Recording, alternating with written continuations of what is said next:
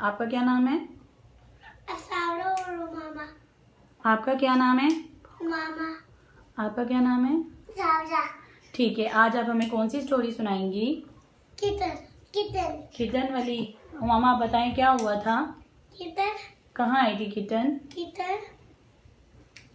Kitten के एक बिल्ली लाई थी। अच्छा, फिर? और फिर 3 किटन लाई थी। बिल्ली 3 किटन लाई थी, फिर क्या हुआ था? फिर किटन के साथ खेलने शुरू हो गए। उसके तो उसको भूख नहीं लग रही थी। फिर सारा फिर क्या हुआ था?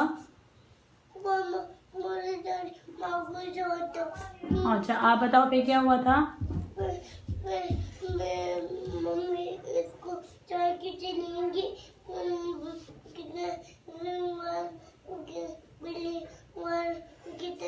दोनों रोगी। रो रही थी? कैसे रो रही थी? कैसे रो रही थी? म्याऊ म्याऊ लो। म्याऊ म्याऊ। ऐसे रो रही है। फिर आपने क्या किया था? मामा कैसे चुप करवाया था आप दोनों ने उनको? मैंने पहले दूध पिलाया फिर। अच्छा सावरा, मामा कैसे दूध, आपने किसमें दूध पिलाया था उसको? बॉल में किसमें लेके गई थी आप? बॉटल से?